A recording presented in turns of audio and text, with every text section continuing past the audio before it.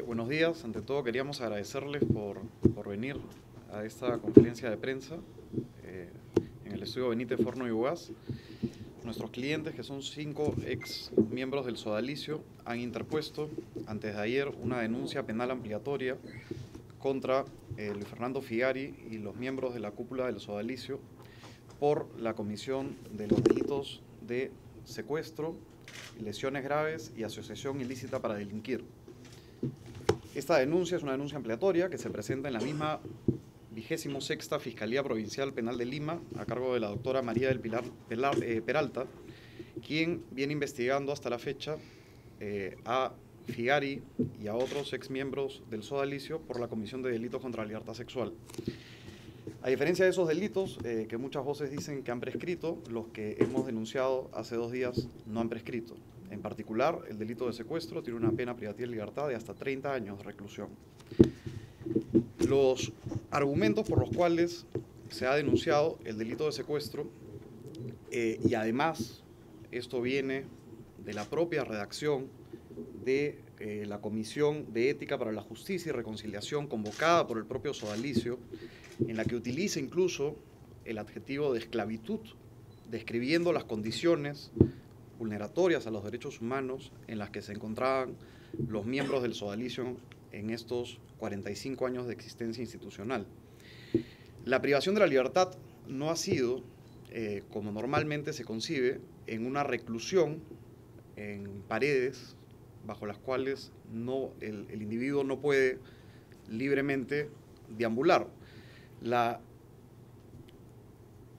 sustracción de la libertad de los miembros del Sodalicio, y he ahí el contenido del secuestro, se ha dado por la captación de esta agrupación criminal desde que los miembros y exmiembros del Sodalicio se encontraban en la época escolar, diezmando su libre albedrío, lavando psicológicamente el cerebro de menores de edad a espaldas en muchos casos de sus padres, para que al momento de cumplir la mayoría de edad y acceder a la reclusión en los centros del Sodalicio, siendo el más famoso de ellos el de San Bartolo, ya esta voluntad se encontraba diezmada. Al momento en que los adolescentes eran convencidos para entrar en la espiral jerarquizada de esta asociación sectaria, ellos no lo hacían con voluntad, puesto que el adoctrinamiento al que habían sido sometidos en los primeros años de adolescencia no les permitía realizar una decisión libre. Esa carencia de libertad por parte impuesta por el Sodalicio a menores de edad se traduce penalmente en la comisión del delito de secuestro en los años posteriores en los que se encontraban en reclusión en estos centros de formación. Esta es la tesis de secuestro que se ha denunciado, asimismo en concurso con el delito de lesiones graves psíquicas por los vejámenes a los que han sido víctimas los miembros actuales y los exmiembros del Sodalicio, en particular los 5 que en esta mañana nos acompañan y que son nuestros clientes. Estos han sido documentados largamente y son conocidos por la prensa en estas casas de formación, en las que además ellos no podían retirarse libremente debido precisamente al formateo mental del que fueron víctimas por Figari y por los otros miembros de la cúpula del Sodalicio. Estos hechos, reitero, han sido ya esbozados a través de una investigación que fue convocada por el propio Sodalicio a través de la Comisión de Ética. Las conclusiones son conocidas por todas y sus recomendaciones no han sido acatadas por el Sodalicio, pese a que ellos mismos la convocaron. Hemos visto con sorpresa que ya el señor Moroni ha informado a través de las redes sociales que lo que busca estas víctimas es algún tipo de pretensión económica. Esto es lo más lejano. Esta es una noticia criminal que se da en el contexto de una investigación penal abierta para efectos que, con el poder que da la autoridad estatal representada por el Ministerio Público, se realice una investigación con los indicios que presentamos hoy y además con los indicios que ya han sido esgrimidos por la propia Comisión de Ética convocada por el Sodalicio. Una noticia criminal a efectos de que un fiscal continúe con una investigación, pero con una tesis del caso distinta, en este caso de secuestro, de lesiones graves psíquicas y en el contexto de una organización criminal destinada a cometer estos delitos, puesto que desde su fundación hace 45 años, a imagen y semejanza del líder mesiánico Figari, esta institución ha estado dedicada a la captación de menores de edad para que los mismos sigan una línea dedicada exclusivamente a seguir con las órdenes absurdas en muchos casos y a estar sometidos y a diezmar su libertad personal en aras del beneficio personal de Figari y de la cúpula de esta asociación.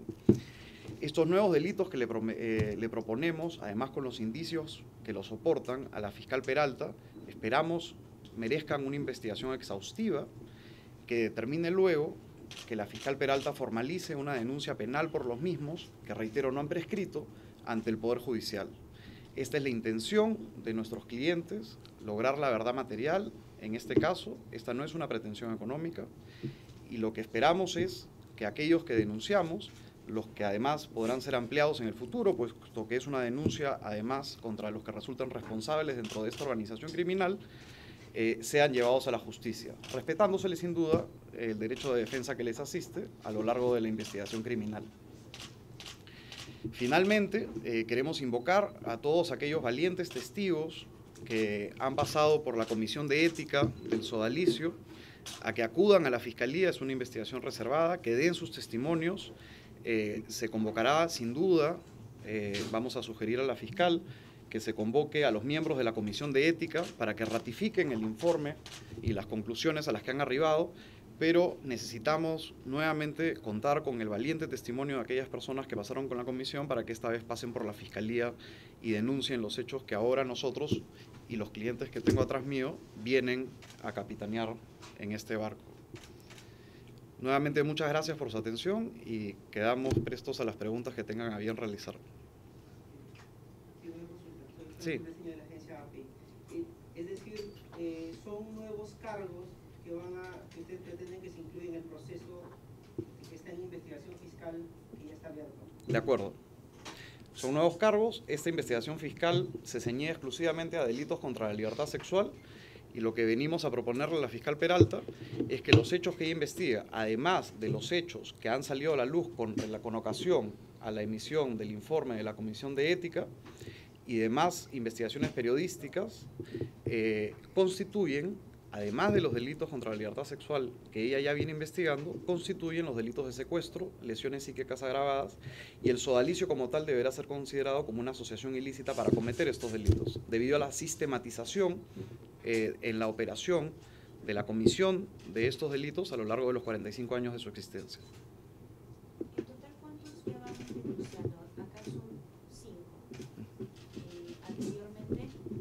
No, la investigación se abrió de oficio. Eso quiere decir, el Ministerio Público abrió la investigación por los delitos contra la libertad sexual con ocasión a la presentación del libro de Pedro Salinas y Paola Ugaz.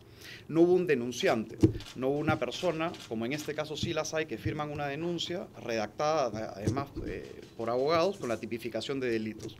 En el contexto de esta investigación ya abierta por estos delitos es que nosotros nos presentamos ahora, ya empezando con 5 agraviados, para efectos de decirle a la fiscal, tome usted en consideración estos nuevos delitos que nosotros venimos a tipificar. El 4 de mayo, si no me equivoco, el cardenal declaró, fue a su testimonio, ¿cuántas personas más han testificado? En todo caso, en el tema de la prerrogativa, por ejemplo, que tiene a veces creo que le ha dado él, si esto se va a tener reserva o se están accediendo al testimonio de cada Hasta el día de la presentación de esta denuncia, que ha sido antes de ayer, nosotros no hemos tenido acceso al expediente, sin embargo, muchos de ellos han sido citados como testigos. Ahora que están como agraviados, sí ellos y sus abogados tendrán acceso a la investigación. Solo ellos y sus abogados, obviamente el fiscal, y los abogados de los imputados, los abogados de Figari y de los otros miembros de la cúpula del sodalicio. Para el resto, la investigación es reservada. Disculpe, indicó que el tema de la violación sexual había prescrito. ¿Esto también se está incluyendo ahora en la denuncia que están haciendo? Los delitos contra la libertad sexual en sí mismos, en efecto, han prescrito. El delito de secuestro que denunciamos ahora no ha prescrito. La asociación ilícita tampoco, es más, se mantiene hasta la actualidad. Sin embargo, las vulneraciones a la libertad sexual, como delito sexual, si bien es cierto han prescrito, no lo han hecho como conducta dentro del contexto de los vejámenes a los que eran sometidos los miembros del sodalicio dentro de la imputación de lesiones graves permanentes en el cautiverio de secuestro en el que se encontraban. Entonces, son el secuestro en el que se encontraban y que venimos a denunciar, y las lesiones psíquicas de las que fueron víctimas. Dentro de este gran paquete se encuentran también las vejaciones sexuales, que además muchas de ellas ya están documentadas. Las vejaciones impartidas por Figari han sido admitidas por el propio Moroni, las de Germán Doig también, las de Jeffrey Daniels están absolutamente documentadas. Incluso recientemente ha habido un valiente y dramático testimonio por parte de Álvaro Urbina. Murguía ha estado incluso recluido. Es decir, hay una serie de violaciones contra la libertad sexual que, si bien es cierto en sí mismas han prescrito, eso no implica de que no puedan ser investigadas en el contexto del secuestro de las lesiones graves psíquicas. ¿Y cuál es la posición de la Iglesia actualmente con No lo sabemos, nos encantaría saberla, y para eso me imagino que la fiscal lo citará una vez de que lea nuestra denuncia. ¿Hay una investigación que está situada en el Vaticano, me parece? Las investigaciones que realice la Iglesia y el derecho canónico nada tienen que ver con las investigaciones que el Ministerio Público realice. Son fueros separados. ¿Y cómo va la investigación de la Fiscalía? ¿Está avanzada? Porque me parece que comenzó el año pasado. En tema, lo que sabemos a través de medios de prensa, porque no somos parte de la investigación hasta antes de ayer, es que la investigación con relación al extremo de delitos contra la libertad sexual no ha contado aún con testimonios verosímiles, pero igualmente se encontraban prescritos, con lo cual este es un respiro, un oxígeno, una imputación con sustento, además con víctimas, con nombre y apellido, que le darán a la fiscal Peralta finalmente el combustible jurídico que necesitaba para poder continuar con sus pesquisas. ¿La Fiscalía ya ha entrevistado a las personas que han hecho la denuncia? Con relación a esta denuncia, no. Algunos de ellos han sido entrevistados con ocasión a la investigación por delitos contra la libertad sexual en calidad de testigos, no de agraviados. Disculpe, si bien por un lado se está viendo por el lado de la Fiscalía, en cuestión del Vaticano, algunas de las personas que están acá fueron entrevistadas o tuvo algún tipo de comunicación con los representantes del Vaticano. No que yo tenga conocimiento, pero creo que tú sí. No. ¿Con representantes del Vaticano? Sí, o sea, supuestamente en el Vaticano se está investigando, Sí. ¿verdad? ¿En algún momento se llamó a alguno de ustedes para...? No, lo que ha ocurrido es que en algún momento se reveló que había un visitador apostólico, que resultó siendo el obispo de Chota, Monseñor Ursay, quien tenía el encargo de investigar, ¿no? Sin embargo, él declaró públicamente en RPP, uno, que no iba a investigar, dos, que no iba a convocar ni entrevistar a Luis Fernando Figari, tres, que no iba a leer la investigación periodística que hicimos con Paolo Lugas, y cuatro, que tampoco iba a hablar con las víctimas. Entonces, honestamente, me sorprenden ese tipo de declaraciones. No sé qué tipo de informe puede haber presentado este visitador apostólico, si es que en los hechos, aparentemente, no habría hecho ninguna investigación. En todo caso, salió ahí? No sé. En todo caso, como les reitero, esta es una investigación del Ministerio Público peruano paralela a cualquier investigación que pueda hacer una asociación, una iglesia, un credo. En todo caso, los anteriores delitos que se estaban investigando por oficio ya habrían prescrito. Como indica esto, un respiro, si no se hubiese hecho esta denuncia, se hubiese quedado allí, porque si no se incluía, por ejemplo, el delito que ahora me habla de secuestro, lesiones graves psíquicas. No, esta denuncia, al no haber prescrito el delito de secuestro, por ejemplo, podría haber sido presentada ante el Ministerio Público, cualquier otra fiscalía hubiera necesariamente iniciado una investigación. Nosotros le hemos presentado ante la fiscal Peralta porque encontramos que hay una conexión procesal con lo que ella ya viene investigando y esperamos que lo que ella haya hecho en estos meses le sirva además como insumos para efectos de continuar con esta investigación y que no sea tiempo perdido. ¿Hay algún caso paralelo en Perú a nivel internacional que ese tipo de secuestro que, como indicabas, no está constreñida las víctimas en cuatro paredes, se pueda tomar como un ejemplo?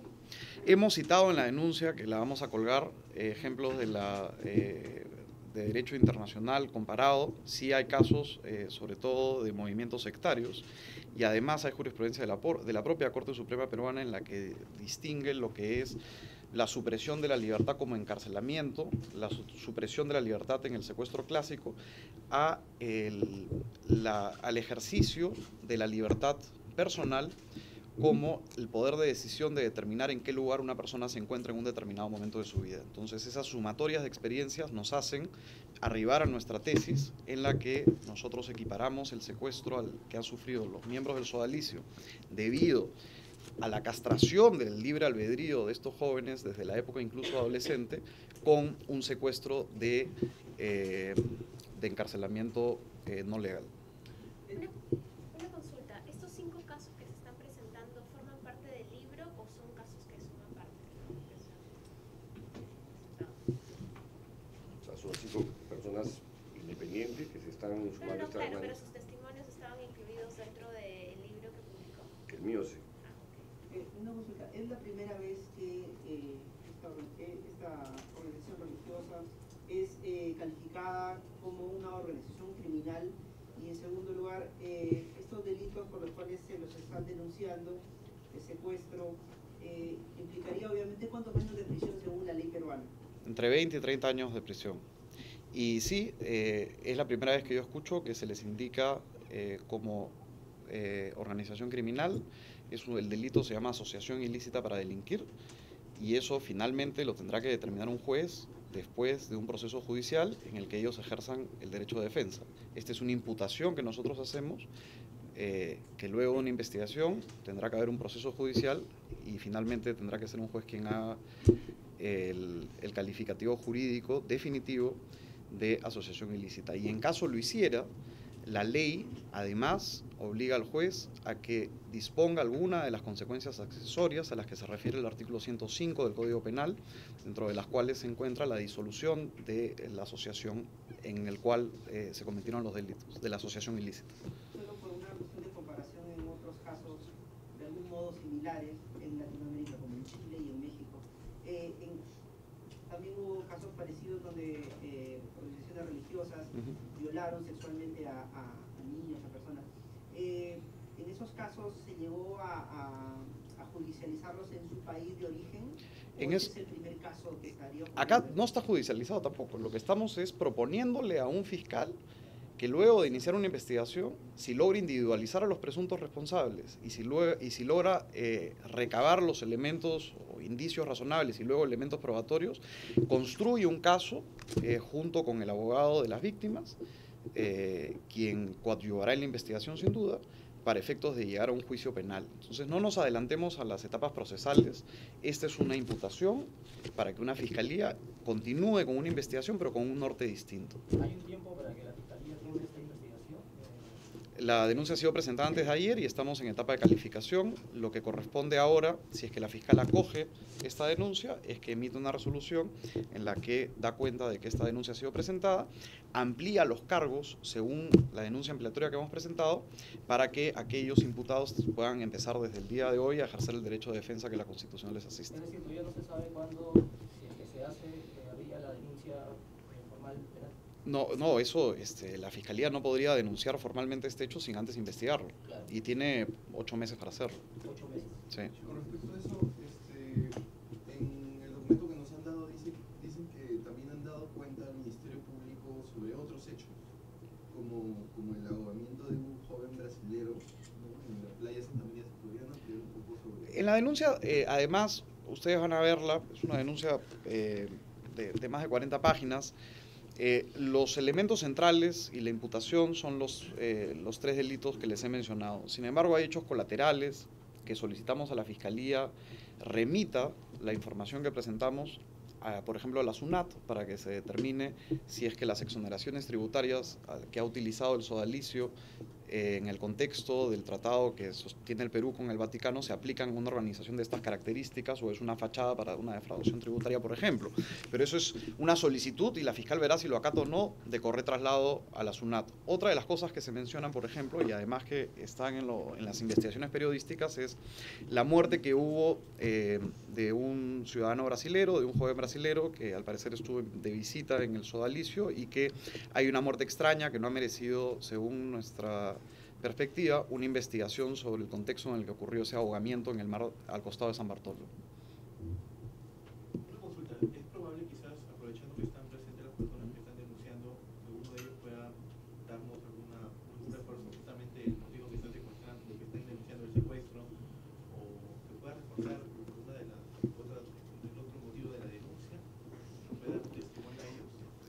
Sí, ellos en breve lo van a hacer. Algo que les quería recalcar, creo que no lo había mencionado, con relación a las lesiones psíquicas de las que han sido víctimas, es que las mismas se va a solicitar en el contexto de la investigación fiscal pericias psicológicas que las acrediten. Hay ya algunas pericias de parte que estamos adjuntando sobre las consecuencias que han tenido en su vida, pero esto acreditado por profesionales, por las condiciones inhumanas en las que estuvieron en cautiverio por esta organización. Habiendo dicho eso... yo quiero aclarar. Ponte por acá. Yo quiero aclarar que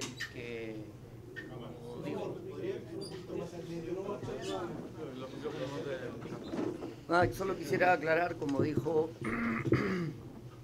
Héctor, que esta no es una denuncia civil, no tiene ningún fin económico, es una denuncia penal.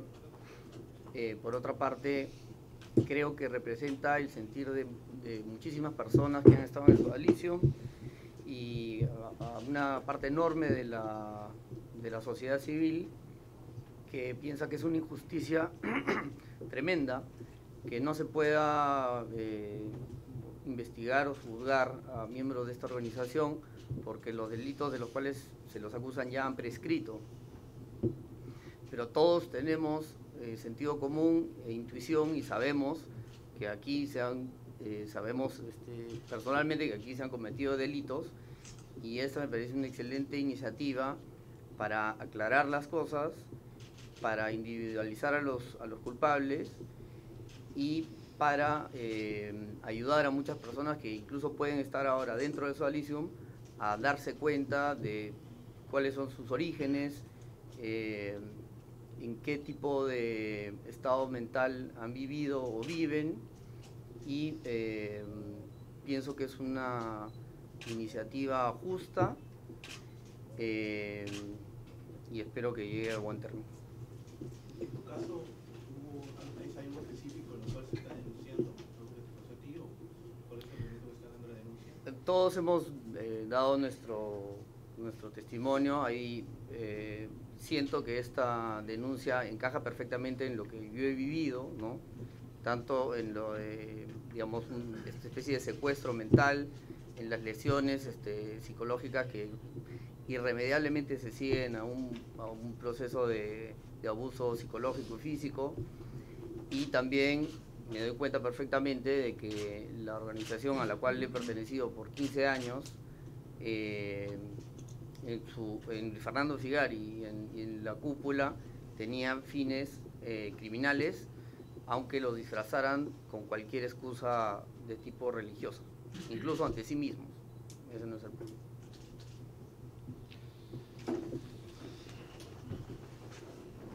Solo para finalizar, con relación a los fundamentos del delito de secuestro, es clave acá, y además la sistematización con la que obró el sodalicio a lo largo de su historia, la captación de menores de edad en colegios, la infiltración en colegios, además en cierto tipo de colegios, para efectos de diezmar la voluntad de adolescentes que por definición no tienen la libertad y la voluntad definida aún, chicos desde los 13 años, quienes luego cuando entraban al sodalicio formalmente a los 18 ya no se podía concebir el entrar a esta organización como un acto libre a los 18 años. No se trata, porque estoy seguro que el sodalicio o sus abogados lo que van a manifestar es que precisamente esta es una manifestación de libertad y no una privación de la misma, puesto que voluntariamente personas se sujetaban a un régimen totalitario, verticalista, jerárquicamente organizado. Eso sería cierto si es que las personas en efecto voluntariamente se habrían sometido a una organización de estas características cuando tenían mayoría de edad y cuando tenían el discernimiento y en manifestación de su libre albedrío. Este no es el caso por la captación de personas que van desde los 13 años hasta antes de los 18, momentos en el que fueron diezmados. Esa es la gran diferencia y por eso es que nosotros tipificamos este hecho como secuestro.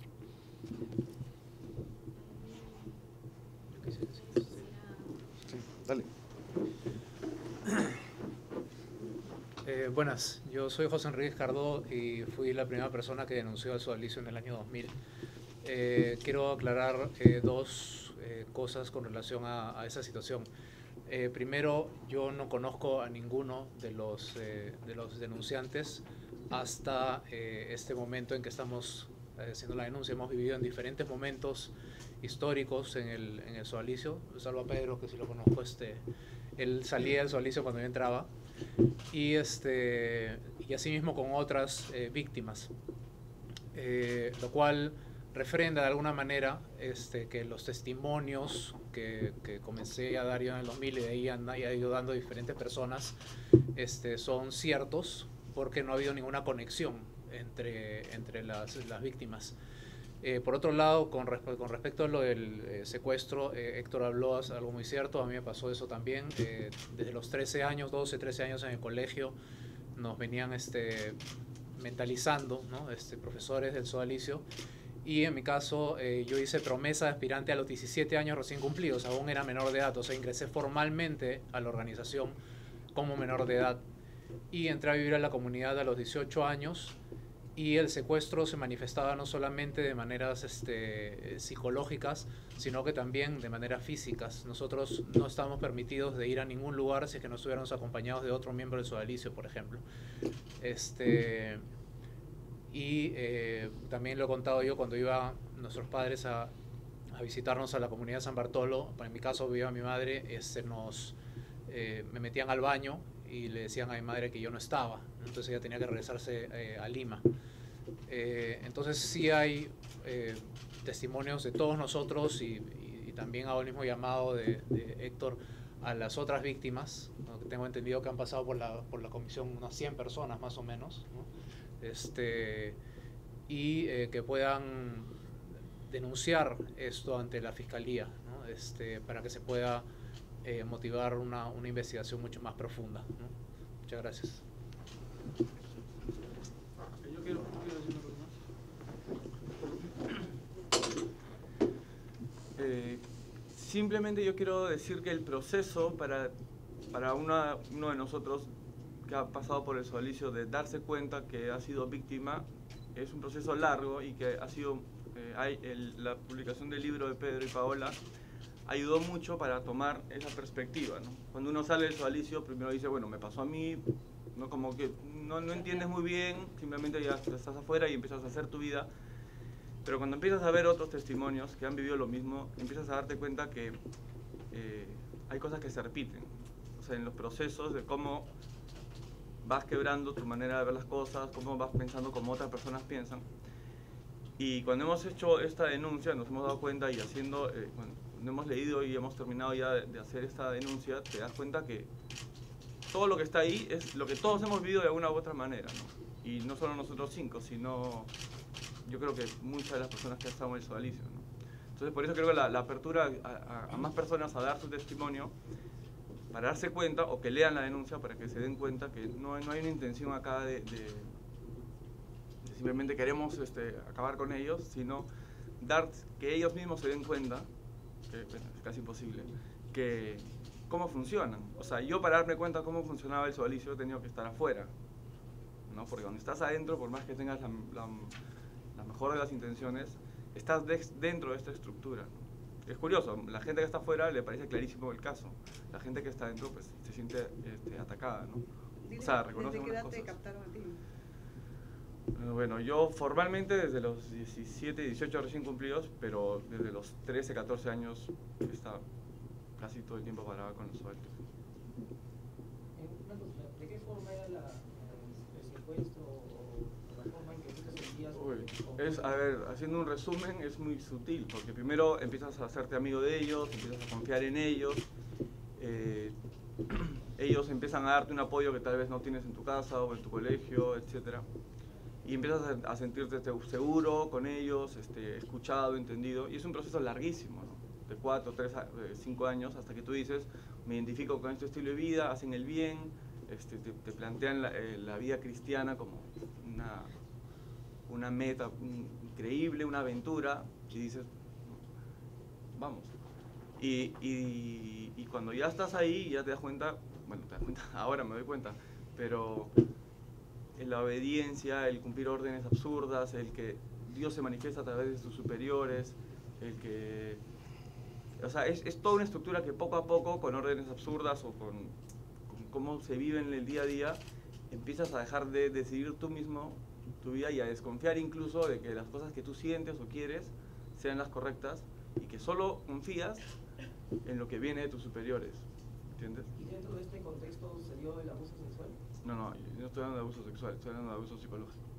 O sea, en ese contexto ya tienes la cancha abierta para abusar sexualmente, pero lo que yo estoy hablando es de manipulación mental. ¿No? Una pregunta, ¿cuánto tiempo estuviste en el sodalicio? 14 años. Mi nombre es Vicente López de Romaña, Jenkins. Una pregunta, señor José.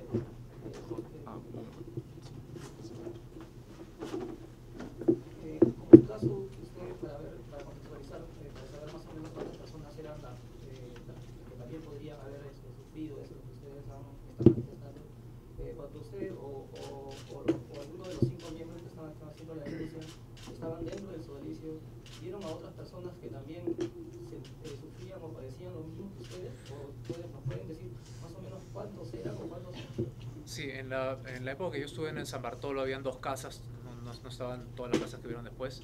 En la casa donde yo estaba, que era la del primer año, habíamos más o menos 10 personas. Y en las columnas que yo escribí en el 2000 cuento que a uno de ellos, ¿no? Incluso se le hizo una especie de bullying entre todos, donde se le pintaban cosas en la cara, se le jalaban las orejas y todo eso entre todos, y después el superior de la casa lo martirizó, ¿no? con toda una explicación pseudo-psicológica de cuáles eran sus problemas. Y esa era una actividad que se realizaba absolutamente todas las noches mientras yo estaba ahí en San Bartolo. No hubo una sola noche en la que no hubiera un tipo de vejamen de este tipo a alguno de los integrantes de la comunidad, ¿no? Se dio constantemente. Yo estuve viviendo en San Bartolo aproximadamente 1 año. Una pregunta. Para ti, creo. El hecho de que hayan todas las situaciones que están narrando dan cuenta de una actitud sectaria, ¿no? Están describiendo prácticamente una secta. Se han recorrido la figura de secuestros, imagino que no hay en la legislación peruana algún otro tipo de enfocar este asunto. Quería saber si la hay, si consideran que la hay o que es insuficiente, que debería haberla, y si hay algún tipo de precedente de un tipo de juicio contra una secta en Perú, bueno, en otro país que haya... En Perú, esta es una denuncia sin duda bastante novedosa desde el punto de vista jurídico. Sin duda vamos a escuchar bastante de ella, no faltarán las voces que dicen que jurídicamente es inviable. No existe un delito de secta, per se no es ilegal. Sin embargo, en este caso, la tipificación que hemos advertido de secuestro se da no por los elementos sectarios de esta organización, sino por la manera de captación que tuvieron en menores de edad para que integren sus filas. Y eso, al diezmar su libertad y al vulnerar el libre albedrío con el que todos contamos para efectos de libremente entrar o no entrar a una secta, es parte de la libertad. Ellos no tuvieron esa libertad de escoger si entraban o no entraban en la secta porque ya estaban captados. Eso es lo que hace la diferencia entre lo legal y lo ilegal.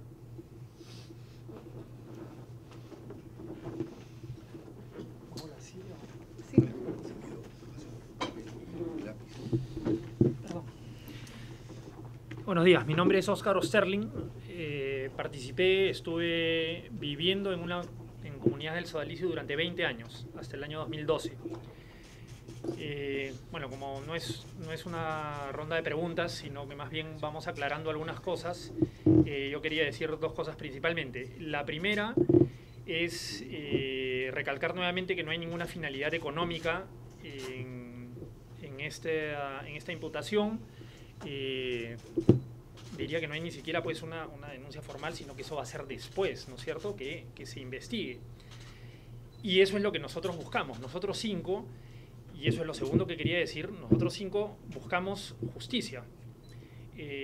Nosotros creemos que hay un delito de por medio, nosotros creemos que hay una asociación ilícita de por medio, Eso es lo que queremos finalmente demostrar, pero no solo somos nosotros 5, hay muchísimas personas, muchos exodálites, que, digamos, es poco técnico lo que voy a decir, pero es que están molestos, porque son personas que no han pasado por temas de abuso sexual, pero sí son personas que actualmente tienen la vida, en muchos casos, destruida, a consecuencia de lo que tuvieron que vivir en las comunidades del sodalicio.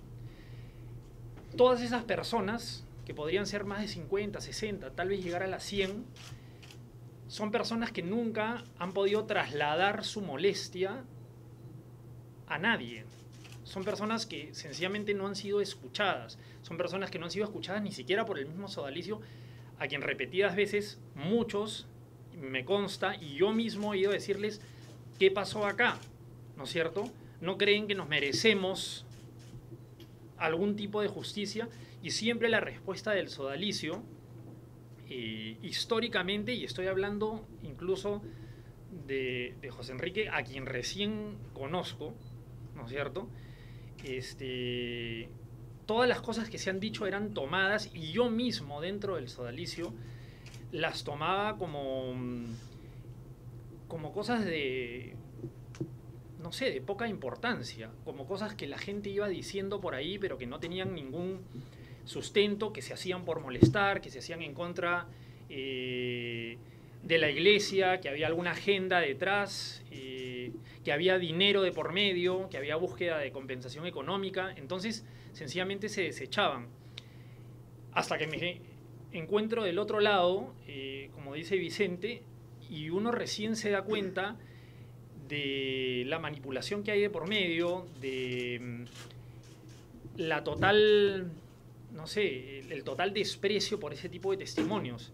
Cuando recién ha aparecido el libro, es que muchas personas han podido canalizar a través de todo ese tema mediático del libro, y ahora a través de esto que estamos haciendo, hemos podido canalizar nuestra molestia, ¿no es cierto? Y exigimos, por lo tanto, una justicia que es personalizada. Nosotros decimos, investiguen a estas personas son los que han cometido estos delitos dentro de la organización. Y hay de todo. No quiero dar ejemplos, pero estamos hablando de hackeo de computadoras para saber qué estábamos haciendo. Estamos hablando de confiscación de nuestras comunicaciones con nuestros padres, cuando todavía eran, cuando escribíamos a mano las cartas, ¿no es cierto? O que ellos nos enviaban. Estamos hablando a veces incluso de persecuciones, ¿no? Oye, revísale a tal, o no te acerques mucho, pero síguelo a esta persona a ver qué está haciendo.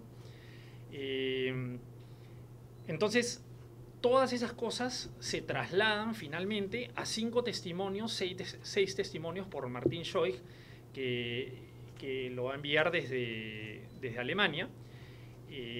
Pero van a haber muchas personas que van a poder decir prácticamente lo mismo, ¿no es cierto? Entonces, esto recoge de alguna manera esa búsqueda de justicia que todos los que hemos pasado por el sodalicio y nos ningunearon y nos despreciaron, estamos haciendo, ¿no? Una pregunta, ¿cuáles son las consecuencias que ha tenido con tu vida haber salido del sodalicio y haber permanecido 20 años durante toda tu juventud? Mira, el tema, por ejemplo, hay un tema que es muy importante, que es la cantidad de gente, y a mí me ha pasado, que es el tema laboral. Uno sale, yo me la pasé más de 10 años, yo estudié educación, y me la pasé más de 10 años, 11 años, sin ejercer absolutamente nada. Entonces, profesionalmente, uno sale a la calle y ¿a quién contratan? A una persona de 40 años, 41 años, sin ninguna experiencia laboral. Eso es dificilísimo, y es difícil para mí y para muchísimas personas, ¿no es cierto? Que concretamente, digamos, con nombre y apellido las puedo decir, no las voy a decir en este momento, pero que son personas que no se logran reinsertar. A nivel, no sé, de los grupos que uno frecuenta, pues uno sale casi sin nadie alrededor. ¿Por qué? Porque has perdido el vínculo con todos, incluso hasta con tu familia. Hay personas que no pueden, han salido de la comunidad y no pueden regresar a la casa de sus padres. ¿Por qué? Porque para entrar al sodalicio se pelearon con sus padres, ¿no? Entonces, en ese caso es dificilísimo. En otros casos, bueno, tienes personas con terapias psiquiátricas, psicológicas, entonces las consecuencias, digamos, son muy fuertes. No, la mayoría de las personas, por ejemplo, existe, y eso es tristísimo, es el factor suerte.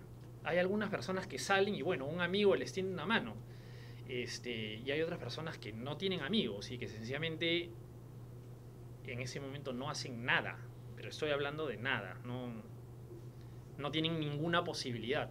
Oscar, perdón, para poder salir del sodalicio, ¿es decisión propia o tiene que pasar una fecha?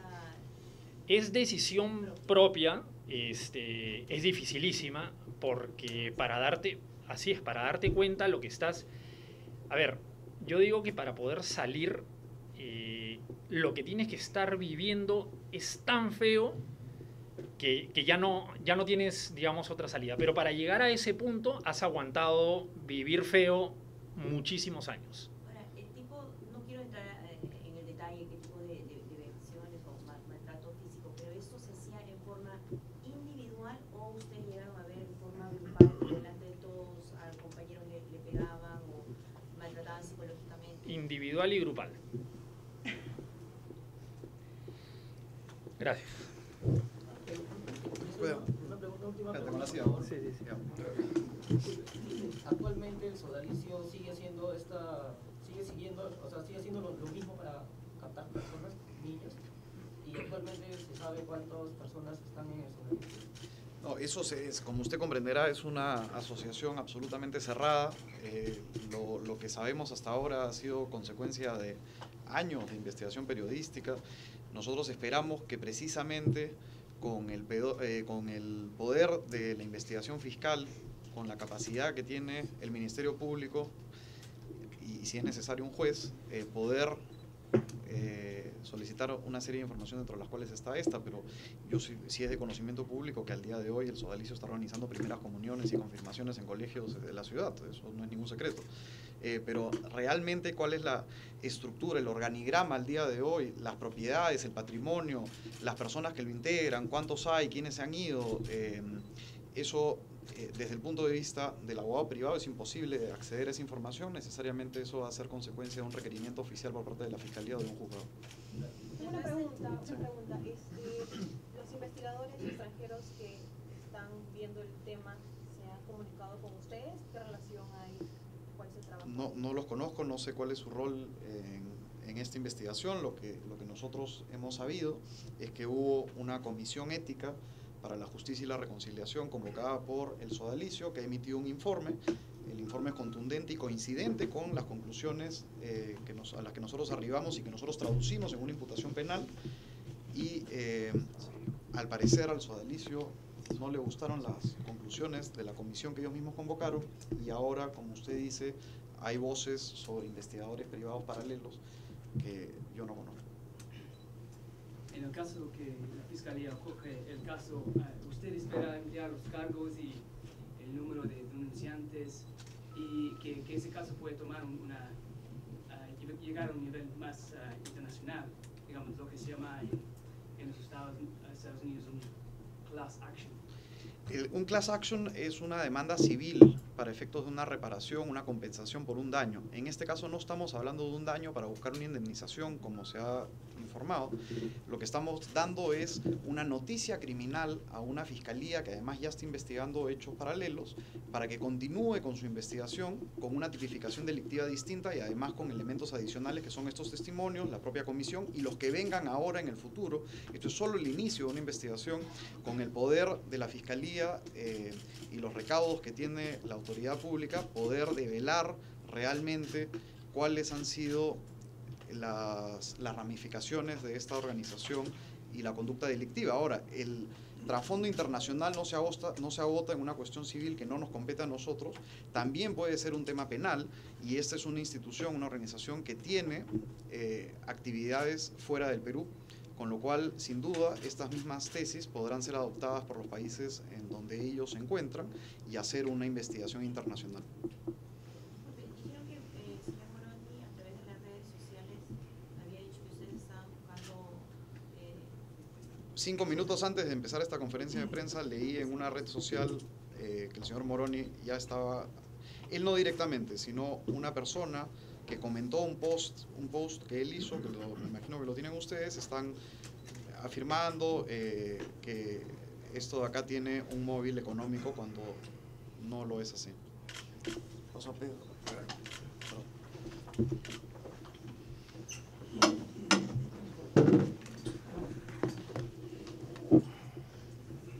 Sí, yo quería dejar simplemente dejar en claro algunos puntos. Tanto lo que ha dicho Óscar Osterling, Vicente López de Romaña, José Enrique Cardó y Martín López de Romaña, son cosas que yo puedo subrayar, pese a que hemos vivido en tiempos distintos dentro del sodalicio. Aquí la primera cuestión es que ha habido el esclarecimiento de una verdad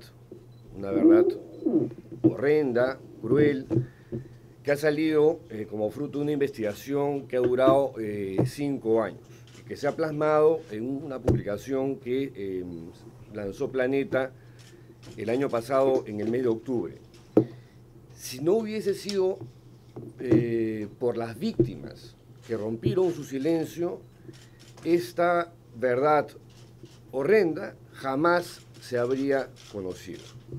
Esa primera cuestión es muy importante, porque si esas personas no hubiesen hablado, hoy por hoy seguiría gobernando en el sodalicio Luis Fernando con su cúpula y perpetrando más crímenes de abuso de poder, abuso sexual, abuso físico, abuso psicológico. Esa es la primera cuestión. Segunda cuestión, si no fuese por el interés que le prestaron los medios de comunicación a este caso, nuevamente, yo creo que el acto reflejo de una institución como el sodalicio es volver a un perfil bajo para mantener su statu quo, que es un statu quo corrupto, pues el esquema y el diseño creado por un psicópata como Figari se mantendría hasta la fecha.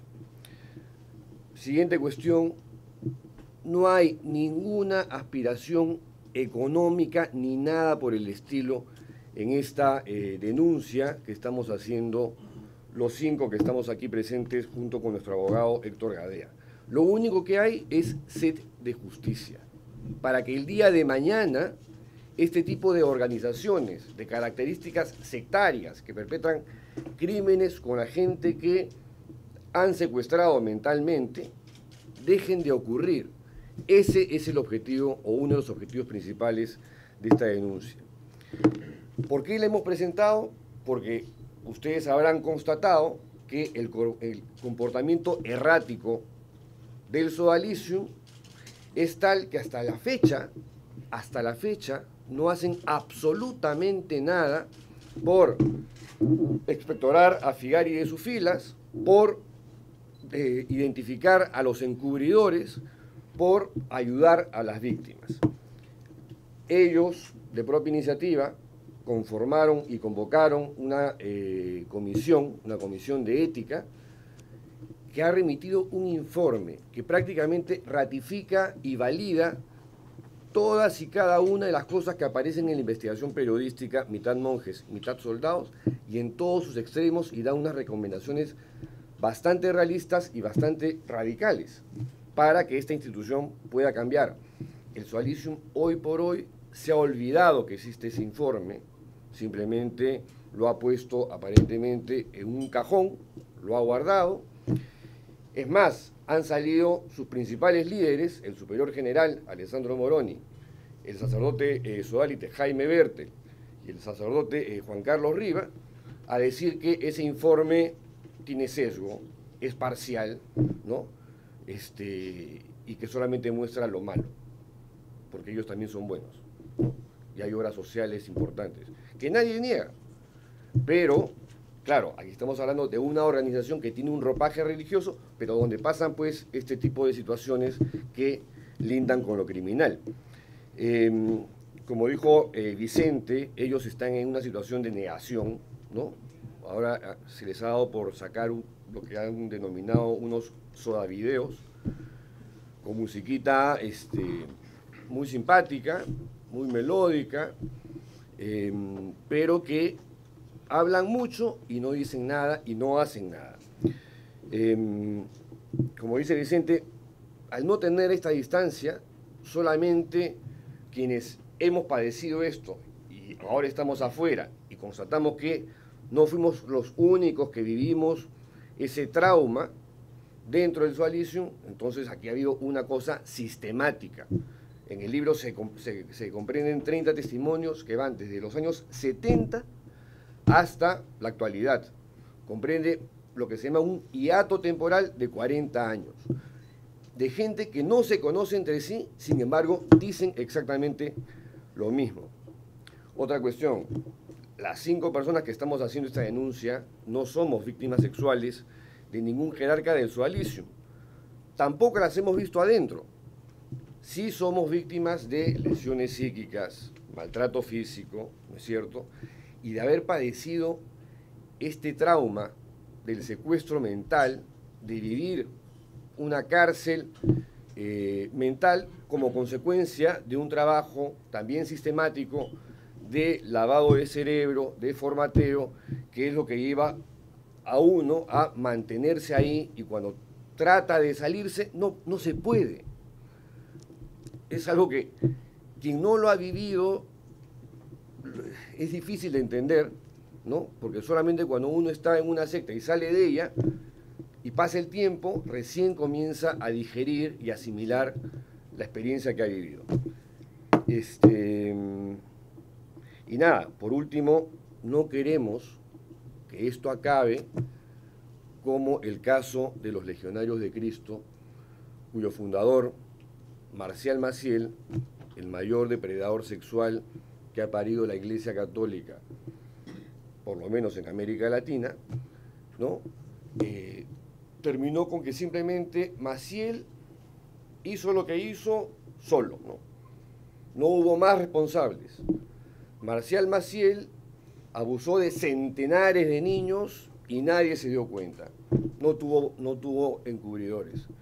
Marcial Maciel llevó una doble vida con otra mujer, donde tuvo 2 hijos, a los 2 hijos los violó, y claro, adentro nadie sabía nada. Marcial Maciel corrompió autoridades en el Vaticano, y claro, todo lo hizo solo.